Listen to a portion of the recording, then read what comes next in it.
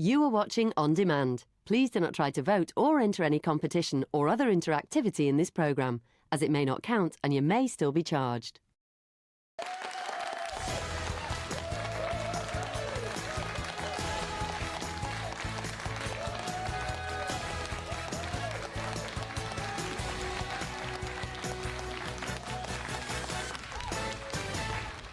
Hello, welcome to Tuesday's Loose Women. It's lovely to have your company today. And joining me, Ruth Langsford, are Colleen Nolan, Janet Street-Porter and Brenda Edwards.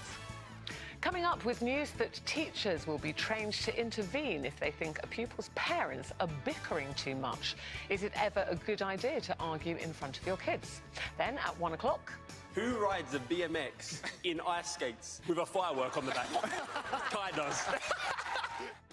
Britain's Got Talent champion turned Dancing on Ice judge Ashley Banjo will be giving us all the rinkside gossip, sharing how it felt to be awarded an MBE recently and having a good old catch-up with his Strictly Full Monty co-stars, Colleen and Brenda, of course. And... oh dear, is this the end of the road for Ramsay Street with Aussie soap neighbours facing the axe? After her big Erinsborough starring role, find out what Janet thinks a little bit later. OK, let's first talk about front pages this morning. We all had something to say about this one. West Ham footballer Kurt Zouma has been caught on camera kicking and hitting his pet cat. We won't show the video. It's far too distressing. That's the front page of The Sun there, which we have pixelated some of those pictures. The Met Police have said that they are not investigating the incident at this time. Zouma has apologised, saying that although his two cats are perfectly fine, there are no excuses for his behaviour. Is an apology enough, Colin? I know you were very upset, a big animal lover like all of us on the panel. Absolutely when you not. saw that this morning. Absolutely not. Apologies not enough. And why aren't they investigating? It's absolutely disgusting, the whole thing. And I am sick of seeing these sports people, footballers at the moment in particular, who are earning more money than most people will ever earn in their life, abusing their power and their privilege in all forms. And this today, honestly, I wanted to cry actually when I saw it, and I didn't see it till I got to work, obviously. And you know, for me, he should be prosecuted. The cats should be taken away, both cats. He should have to, you know, people are saying, should he be sacked? I'm not sure I'd go that far, but he should be on the bench for a good 6 months with not paid. And all that money he's lost should go to a cat charity or an animal charity. Yeah. West Ham United have said West Ham United unreservedly condemns the actions of our player Kurt Zouma. We've spoken to Kurt and will be dealing with the matter internally, but we would like to make it clear that we in no way condone cruelty towards animals. Well, they need to prove that, Ben. Yeah. Not just you shouldn't do that. You know, next time he's in it, they need to prove to us that they have done something about it. Because if you can do that to a defenceless animal, you can do that to a child. Do you think they should sack him or fine him or both? I think... you know, if it was me, I'd sack him. I'm just I can't stand the cruelty of humans anyway, generally, to animals. But I would definitely, he would be on the bench for a good 6 months, and all his pay of that 6 months would go. It is true that footballers don't just play football now. They have to be role models. Whether they like it or not. Yeah. Whether they like it or not. And there's just been a really interesting example of fan power in Scotland, where a team called Raith Rovers signed someone called David Goodwillie, who in 2014 had been found guilty in a civil case and fined £100,000. Now, I don't want to go into the case itself, but people were outraged that this footballer had been signed by their favourite team. And the well-known author Val McDermid, who sponsors the team, gives sponsorship money to the team, withdrew her support. The ladies' team broke their ties with the club. There was a huge outcry that how can this man play for our favourite team? Yeah. And anyway, the team have backed down, the chairman's backed down, and David Goodwillie is not going to be playing for Race Rovers. Yeah, well, we spoke to the animal charity Peter this morning. They've got a very strong comment at this. By slapping, kicking and hurling objects at his cat in front of an impressionable child, we haven't mentioned that, there was a child there at the time, Kurt Zuma has proved himself to be a bully and animal abuser, taking his petty issues out on the most defenceless. He must not only face the court of public opinion, but also be hauled in front of a court of law. Which you're saying, why is he not being prosecuted? Because there is the Animal Welfare Bill, which was passed last year, wasn't it? In the meantime, the 2 cats in his care, they say, need to be removed urgently and rehomed with someone capable of showing them the kindness and empathy that Zuma clearly lacks. Why I have to say, hasn't that Brenda, happened? before I ask you, he has said that he wants to assure everybody, this is Kurt Zuma, he said, I would like to assure everyone that our 2 cats are perfectly fine. No. and healthy. No. I don't know who else lives in that house, who else is caring for the cats. Yeah. But Peter believed that those cats should be Those removed. cats should definitely be removed. As a cat lover myself, but even if I wasn't a cat lover, you can't get away with doing that, and there has to be some sort of penalty that he faces for that, and it needs to be a serious one. Well, so that equally people don't think that they can do things like that and get away with it. And equally to his brother, I think it was his brother that was filming it and laughing while he was doing it. But I come back to what I said before, that footballers are role models. Their fans are young kids. You know, unless that is something happens to punish him for behaving like that, other kids could think, oh, well, he got away with it. Well, it's almost like they become untouchable, don't they? Yes, or they think vast they amounts are. of money, or they behave as if they are untouchable, and therefore authorities that have the power to do something about that, in my opinion, need to be seen to do something about that. The club, like you said, I'm not sure, is it a sackable offence? In my eyes, probably yes, because I think, would I want somebody representing my club who could do that to a defenceless animal? No. Would I want my son buying his number shirt and applauding him around a football pitch? No, I wouldn't. No. And it says to me, if you could do that to a defenceless animal, what else would you be capable of? Let us know what you think, because it is, you know, a front page story, so many people talking about that today, so we'd love to have your views. Health news today, there's a new weight loss jab which could be made available on the NHS later this year. This is after adults who were given the weekly injections in a trial lost 6 times as much weight compared to people relying on exercise and diet alone. So, you know, everyone's always looking for that miracle kind of weight loss, Janet. Do you think that this could be what everyone's been waiting for? Frankly, no more exercise, just a weekly jab, weight gone. Go to the surgery, pull your pants down, quick needle in the bum, it all melts away. It's like rearranging the deck chairs on the Titanic. It's ridiculous.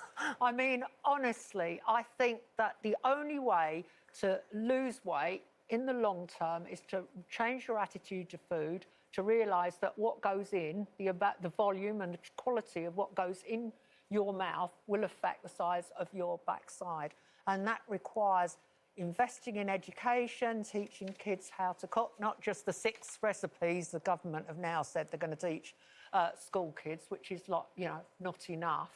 I just think, fair enough, it'll work for some people, but actually, as a nation, we have got this disconnect with food where we don't realise that we actually now eat nearly all the time. We walk along the street holding food. We eat whole meals on public transport. If we haven't got a bag of chips or a chocolate bar in our hands, we're not, you know, fully What about the people, though, Janet, who being. say, I've tried everything, and there are people that genuinely, because they say that there's a correlation between mental health sometimes, that there's issues that people eat. Some people comfort eat, some people eat when they're sad, depressed. You know, they just say, I just can't do it. I've tried every diet or everything going, and I just can't. But that What ties about them for to those this people? regime as well. And can you honestly tell me that when the injections stop, they'll continue to lose No, well, weight? that was my point. You know, this injection's a great idea for some, but for people who do have, you know, use food for other mental health issues, they need a different kind of treatment. You know, they need therapy and counselling and find out what the issue is. But, you know, it's funny because we all know, I mean, I think everyone knows that when you're sitting there and you're eating chocolate, crisps and pizza, you're going to put weight on. There's nobody that doesn't know that. And I think for people who have never experienced what it's like, that you look at a chocolate bar and you put weight on, which is me, it's hard for them to understand. Well, Janet, so you Janet, seem to me, be you've like never you don't been have overweight. a problem But with weight.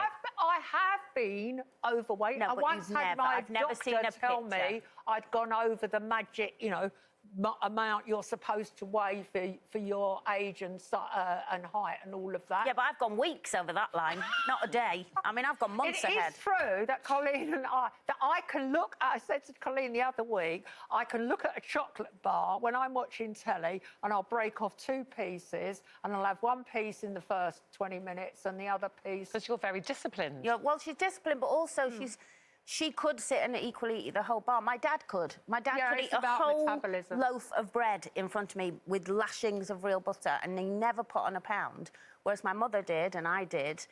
And then he'd go, well, just don't eat it. And I'd go, that's fine for you, because you can eat what you want or not eat what you want, but it's hard to just stop sometimes. What do you think, we all Brenda? know. Injections the answer, or I don't think re-education's the re-education? answer. It might work for some people, like Janet says, but it's a quick fix. And like everybody said, if you don't understand why you're eating in that way and what's making you turn to food as an emotional crutch for whatever reason, then it's not going to make any difference. By 6 months, when you finish having the injection, you pile it all back on, and then you're further back than when you started.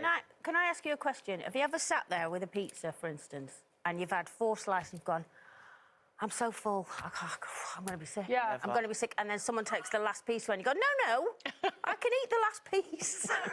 No, Janet wouldn't do that. Look at her face. That's what I mean. That's my issue.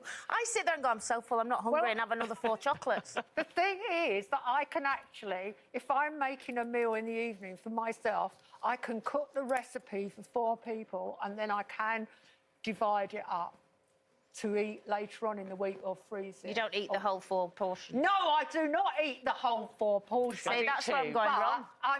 I don't want to patronise people who have a different attitude to food to me, because I couldn't cook. I didn't do cookery at school. I couldn't cook anything till I was in my 20s. And then the minute I learned how to cook, I think that's a big thing.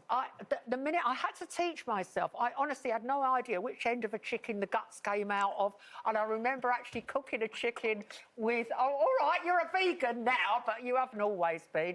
But I remember cooking a chicken with all the bits in the bag inside it and everything. And then I kind of had a breakthrough. And I realised that if you make your own food, you are, and since Kira's been cooking... Oh my, cooking she's for like you changed your attitude. Do you know, when I was attitude. reading about this in the same newspaper, they were talking about this weight loss jab, and they also said getting more sleep may be an easy way to reduce calorie intake and lose weight. It's according to a study. Sleeping just over an hour longer every night cut the amount people ate by 270 calories. Because you're not conscious to eat. Yeah. So I was like, what would I rather that's do? obvious, isn't it? I just go, what would I rather do? Like, get up, put the alarm on, exercise, or hour in bed, 270 calories, snooze button on. Are you telling me that's a scientific fact that you can lose weight by sleeping? Well, because you're not what eating it says if here. you sleep. Yeah. Well, Simply sleeping more could lead to weight loss of 1 stone, well, they 12 don't pounds. need to do an experiment of that. That's obvious. A link if you're between asleep, you're not eating. You're not available There's the to answer. There's the answer. Just Sleep stay more. in bed. Stay in bed. Sleep more. Go sleep. OK, we've got to move on now. Lots more to come, though, including whether arguing in front of your kids, arguing like we do. We can argue all the time. We could argue all day long. But is it a good idea? We've got quite divided views on that one, surprisingly. Plus, Tom Hardy has done it, Marvel star Chris Evans has done it, and Brenda's favourite Bridgerton star, Reggae Jean Page, has done it. We're talking bedtime stories a bit later. Would you read one to your partner? See you after this.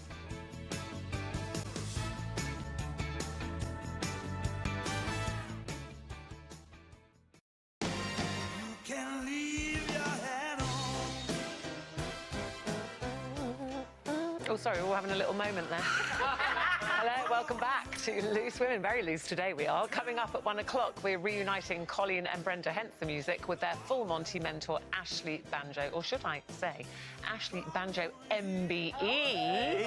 Congratulations. Actually, Janet, any tips of how Ashley, because he hasn't been to the investiture yet. Well, I can always lend you my frock. Now, that'd be a story, wouldn't it? Yeah, that would, actually. I had a dress specially made. Amazing. Would it fit me? It would fit you. Fit me. Well, There you go. Just keep it as an option. It could be a look. Anyway, talking to Ashley about his MBE and the diversity tour and all sorts of things a little bit later on, and find out why it's not a good day for soap fans as iconic Aussie show Neighbours faces the chop. Could it be the first of many? Is the soap bubble about to burst? We'll be talking about that at 1:15. Before we do any of that, though, competition time for you. Biggest one of the year so far, with £250,000 up for grabs. How amazing is that? Andy Peters has all the details for you. Do you fancy becoming our next big winner? Well, here's another chance for you to become rich with our life-changing cash prize. It's £250,000. Now, who better than me, the king of cash, to tell you about this huge cash prize? And let's be honest, I don't need a reason to celebrate, and a royal ride in a royal car is right up my street. Morning, Ron. Someone will be £250,000 richer. Imagine that. But how would you spend it? Well, luckily for you, I've already done the maths. £250,000 could buy you a brand new holiday home or a luxury camper van if you feel that adventure is calling. You'd still be left with lots of cash to spend on a brand new car, holidays, a new kitchen, or pay off some of the mortgage. The options are endless. Remember, there's a guaranteed winner for every single one of our competitions, so the next big winner could be you. It's time to enter. Rob, it's time to get to Buckingham Palace. For another chance to win £250,000. Text cash to 82248. Text costs £2 plus one standard network rate message, or go to the website. Entries cost £2. You can call 09068 782248. Calls cost £2 plus your network access charge, or post your name and phone number to CD05 PO Box 7558 Derby DE1 0NQ. Entrance must be 8 and over. Lines close at 4 p.m. on Friday the 4th of March. You've got to be in it to win it. Good luck. Thank you very much, Andy. Yes, good luck with that. Now, a new initiative has been announced that will see teachers trained to intervene when parents bicker. This is after experts warn it could damage children's mental health. The government has pledged an extra £11 million for something called the Reducing Parental Conflict programme, which is aimed at helping children grow up in happier homes. We all want that. We'd all love to think of children growing up in happier homes, but bickering, I mean, there's a big difference, isn't there, between people bickering and full-scale... What do they class as bickering? And also, do they mean bickering like at the school gates? Because there's not many parents go as mum and dad to pick up the kids. It's either mum or dad. No, it says, I think they're being trained to spot the signs in children. So if a child is maybe becoming withdrawn or, changing behaviours, that they talk to them and find out there are difficulties at home, that they could call the parents in and address it. But what's bickering? I mean, who doesn't necessarily bicker? There's a difference between having a little bicker and having a full-scale row. If a child is at home and they're witnessing domestic abuse of any form, then that's completely different. But you wouldn't be human if you didn't have some form of bickering at home. And also, what child is going to... I don't know what age it's at or what child... No. Most kids are frightened of saying anything in case they're taken away, so they're not going to run to a teacher, really. It does say that arguments and occasional bickering might seem harmless, but when this kind of conflict is continually aggressive and left unaddressed, it can cause real unhappiness. I agree with that. And then harm the children. So I suppose what some adults might see is just, we're just bickering. To a child, if they hear that constantly, Janet, it doesn't create a happy environment. Therefore, they worry. Yeah, I agree with that, but I also think that silence and sulks are even worse.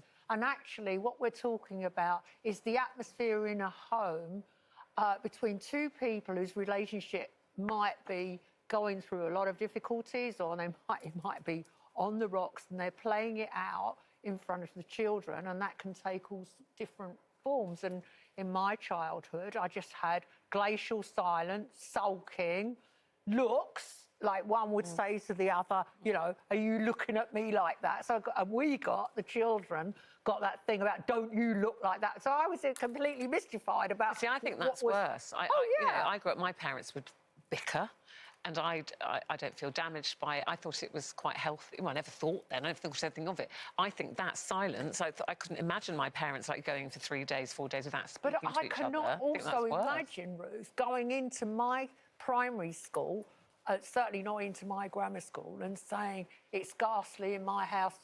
My dad's and mum and dad have had a huge row. My mum went off at one stage. One morning I got up, my mum wasn't there. She'd disappeared. She'd gone to live with another relative because she couldn't stand it anymore. But if but at we that didn't point, tell school. No, but if a teacher, that was then. So we're saying now, if a teacher who's been trained had said to you, Janet, just let's stand behind for a second, can I have a word? Are you OK? You seem very quiet here. All right, you still wouldn't have said. Because I don't think kids would. I don't think 9 out of 10 children won't, because they won't want to go back home and think, what's going to happen? Is the school going to write to mum and dad? Is the school going to call them up? And then it's Will all I going be in trouble? I'll be in trouble. It'll all play out, But then and I it will might, suffer. if you were that parent just thinking, oh, we just argue a bit, it's fine, and then a teacher called you in, Brenda, and said, actually, we've been talking to your child and they're very upset the way you and your partner bicker, that might just wake somebody up and say, God, I had no idea it was causing them harm but or unfortunately, upset. we've seen so many stories of children falling through the net and falling through the loop from people that did know and they still didn't do anything about it or say anything about it. I'm wondering if there's another alternative. You know, you have, when you're pregnant, you have midwife care during the pregnancy and afterwards. Maybe just continue that, like every 3-6 months, and you bring the whole family. How are you lot feeling with the newborn baby?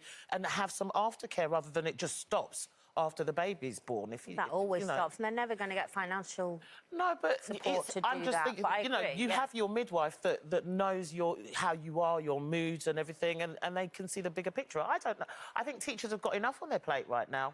I think what they're saying is that they're trying to stop conflict before it might possibly escalate to domestic abuse. But we've got Relate. The But we have Relate. But also, it's putting a lot of pressure, to do that. and it's also putting a lot of pressure again on teachers. On It's schools. not their job, really. OK, well, that is the Reducing Parental Conflict programme, which has just been announced. After the break.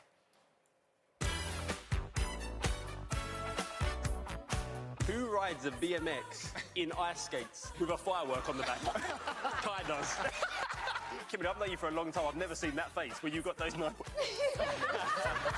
Otis says she wants more content. They better give you more time then, because I thought that routine was jam-packed.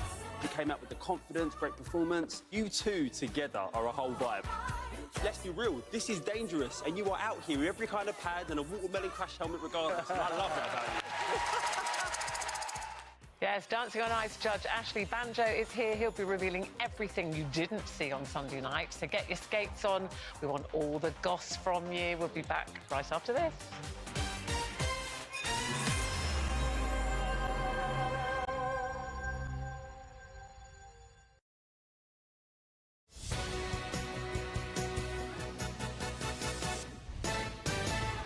Hello, welcome back to Tuesday Sleuths Women. Now, later on, we're going to be talking about bedtime stories and what your reading habits say about you. So, joining you this lunchtime, she's our very own wild thing. It's Brenda Edwards. There's plenty of room on the broom for Janet Street Porter. And where's Wally? Oh, there she is, right next to me. It's Colin Nolan. And in charge of all these loose women, it's me, Ruth Langford. Oh, so I don't write it, girls. I don't write it. Just read. I'll just deliver. OK, from diversity to dancing on ice and now an MBE, he has got it all covered. But the most important job, beginning with a D, is undoubtedly dad to little Rose and Micah. So here to tell us why he's battling feelings of dad guilt as he heads back out on tour with the diversity gang, please welcome Ashley Banjo.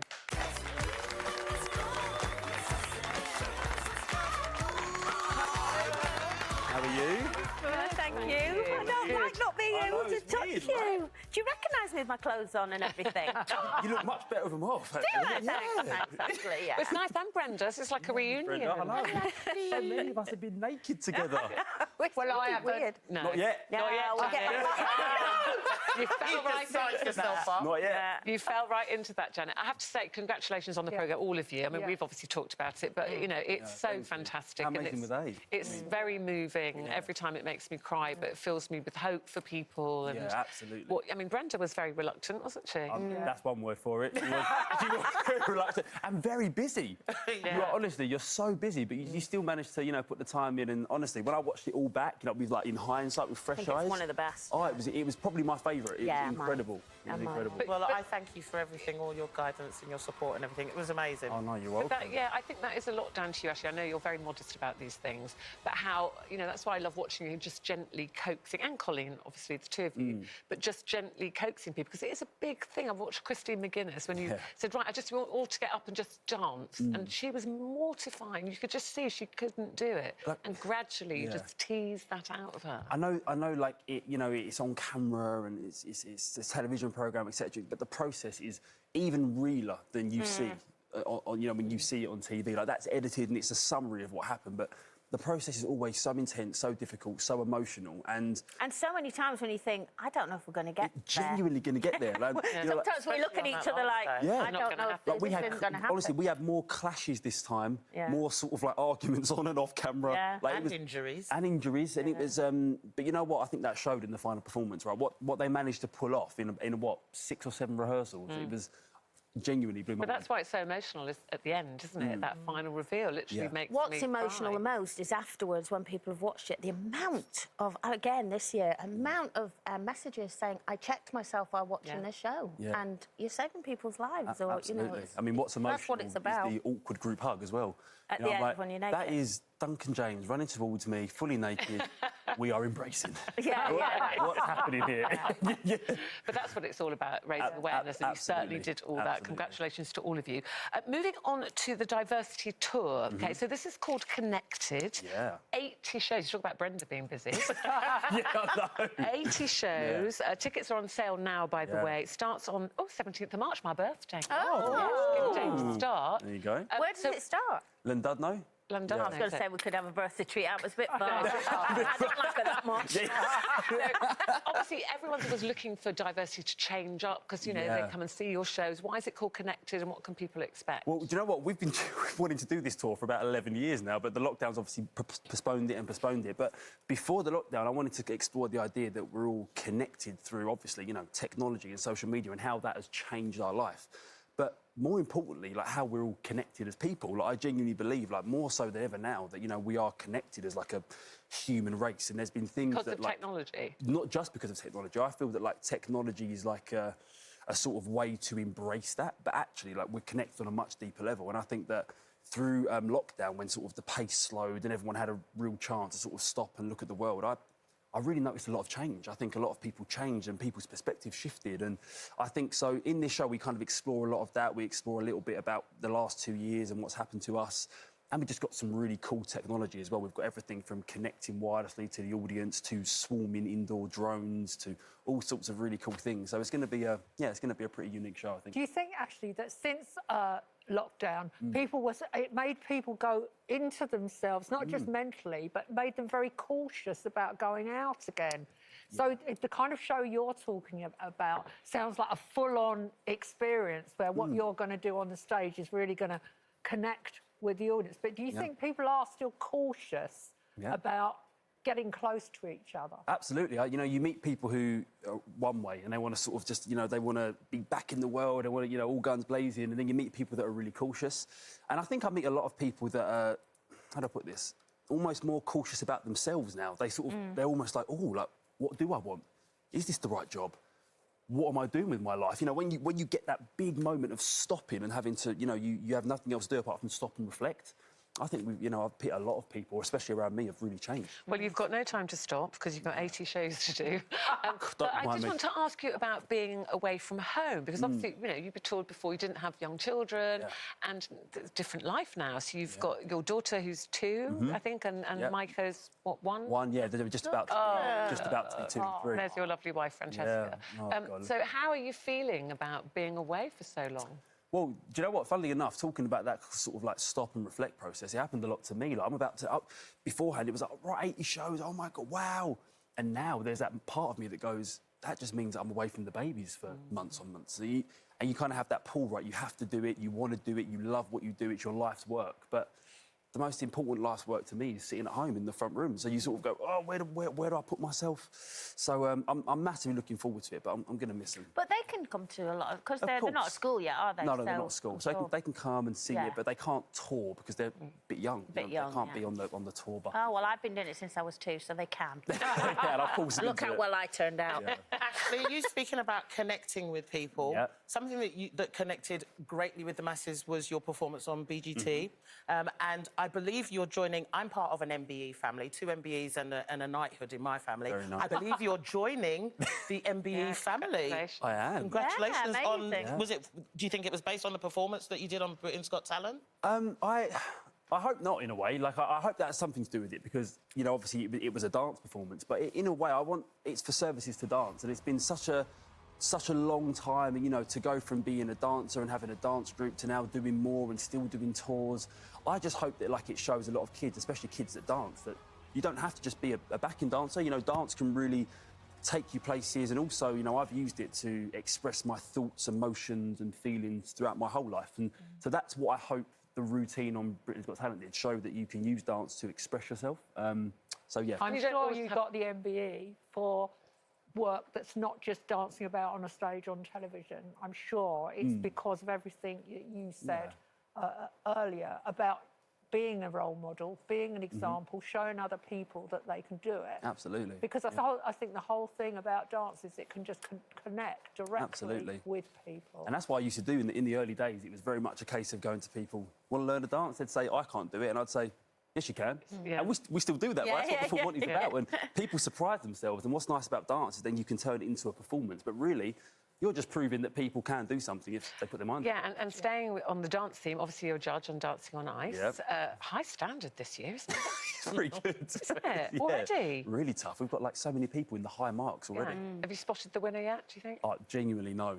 It's really difficult. I mean, you always get a front runner, right? But this year, honestly, I think there might be 3 or 4 who are front runners, you know, in the 8s and 9s already. Yeah. So it's going to be a good one. And OT doing a great job. Yeah, I love obviously. OT. Yeah, Love she's OT. got full of energy, isn't she? And Yes, she is. On and off stage, and on the phone, and by text. Dancing on Ice continues. That's back on Sunday. And then the Diversity Tour Connected starts on the 17th of March. Tickets are on sale now. Always lovely to see you.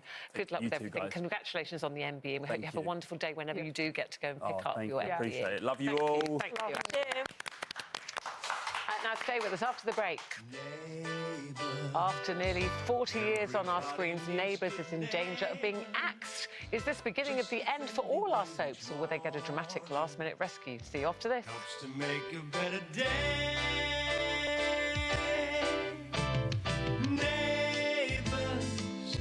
This month, Loose Women are putting you in control and answering all your burning questions. And trust me, nothing is off limits. I'll be joined by Colleen, Janet and Brenda as we tackle everything from family life to relationships, how to overcome any obstacle, and perhaps spilling some behind-the-scenes secrets as we share our life lessons. But we need your help. So send in your questions for us on Twitter, Facebook or by email. The email address is loose.women@itv.com and you can use the hashtag LWLifeLessons or include LW Life Lessons in the subject line. Please get your questions in no later than Thursday the 17th of February and you must be 18 or over. We cannot wait to hear from you.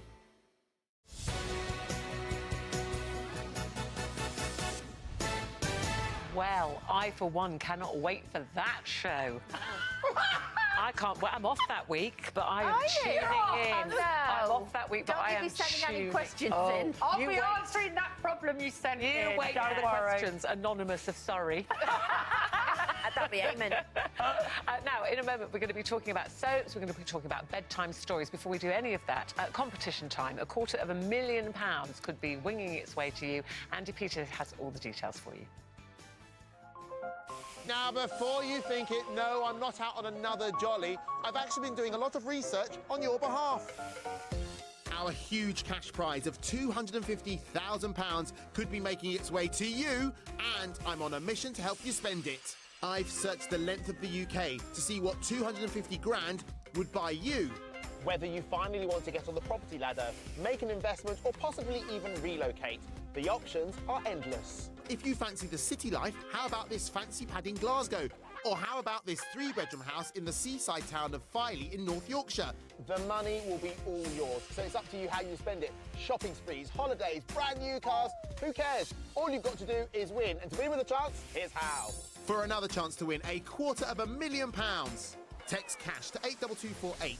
Text costs £2 plus one standard network rate message, or go to the website. Entries cost £2. You can call 09068 782248. Calls cost £2 plus your network access charge, or post your name and phone number to CD05 PO Box 7558 Derby DE1 0NQ. Entrance must be 8 and over. Lines close at 4 p.m. on Friday the 4th of March. You've got to be in it to win it. Good luck. Thank you, Andy. Now, very, very shocking TV news now. Yes, Aussie soap Neighbours is facing the axe. Yes, Channel 5 set to stop airing it on British screens later this year. The soap is famous, of course, for many iconic moments. Who could forget Scott and Charlene tying the knot, Kylie and Jason? Look, what about Harold Bishop? Do you remember that when he went missing? Yeah. And then there was Susan Kennedy when she lost her memory. That was sad. Yeah. Oh, sorry. Nearly forgot. There was another one. Well, actually, I would say the most unforgettable starring role that made Neighbours must-see TV, Roll VT. I hope you've been enjoying your VIP stay. Absolutely. You Australians really know how to cut loose. Oh, yeah, I suppose we do. Do you know what? I haven't been grumpy for 4 hours. I think that's a record for me. B, this is our resident singer. I am sure you will love her set tonight. I better get started. Great. She really is a fan of yours. She's just got a lot on her mind. I'm a fan of yours too, actually. Really? Yeah, not really. They had absolutely no idea. No idea who she was at all. But great fun. I mean, that was good fun for you to do that. It was brilliant fun being in it. I mean, I've got to be honest, I'm not the mastermind with all the knowledge about Neighbours, but I've got this mission in life to be in as many soaps as possible. And so far, I've managed to be in Hollyoaks, being at a wedding reception. I haven't managed to be a body in Casualty. Take note, producers. Take note. I'll be happy being a dead body in the background, something mute in A&E. But I was very, very thrilled to be in Neighbours. And I think it's really, really sad that unless money can be found, it's just going to fizzle off our screens. I think so many people, it's like they went home from school to watch it. So it seems very, talking to all our producers this morning and things, there's a great nostalgia for it. Yeah, well, the thing was, it was switched. It was originally being shown in the middle of the day, and then they switched it to tea time, and a whole generation of school kids grew up on it. And, of course, it launched the career of so many stars, like Russell Crowe. Yeah. Margot Robbie. Me. I just remember, because I really got into it when Shane Jr. was first born, and it didn't matter what tantrum he was having or what he was crying about, even if he was hungry, when that music played, he instantly stopped and used to just stare at the telly.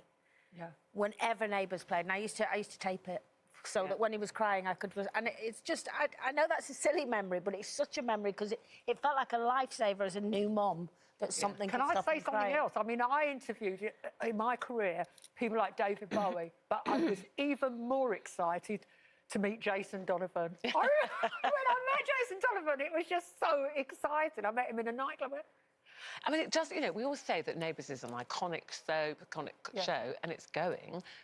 Does that ring the death knell for other soap? Please not. No. Well, I don't think Neighbours will go. There's a funding gap of about £5 million a year. So if another broadcaster, Channel 5, can carry on running it, if they're willing to put up 10 million, but it costs 15 million a year for a whole 11 months' worth of episodes. So it's quite possible that somewhere, somebody might come up with the £5 million, and a task force of fans and stars, and they're getting petitions out, and maybe some of those former stars, Russell Crowe, Guy Pearce, Margot Robbie. You mentioned Natalie Imbruglia, Holly Valance, of course. Well, Russell Crowe, he's surely got a couple of million spare knocking around somewhere. And the other thing is, surely Australia. I mean, Channel 10 in Australia show it on their second channel. It's called Channel 10 Peach, which is a bit like ITV2 or 3 here.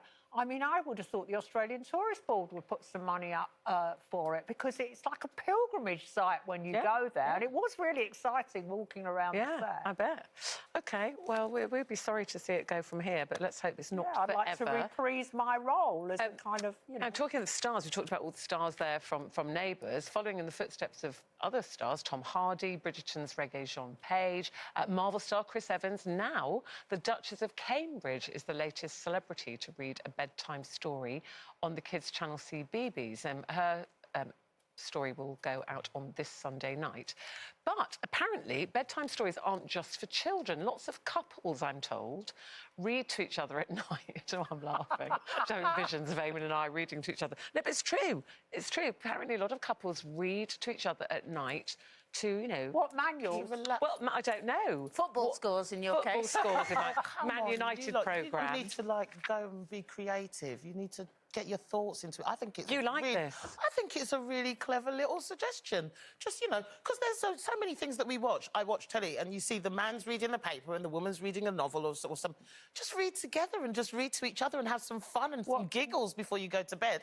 Go to bed smiling and happy and then wake up with a bigger smile on your face the next day. What kind of stories... Remember, it's daytime. Yeah, but you can read anything, and you thinking? can read anything. Where the wild things are. Stories and pictures by Maurice Sendak.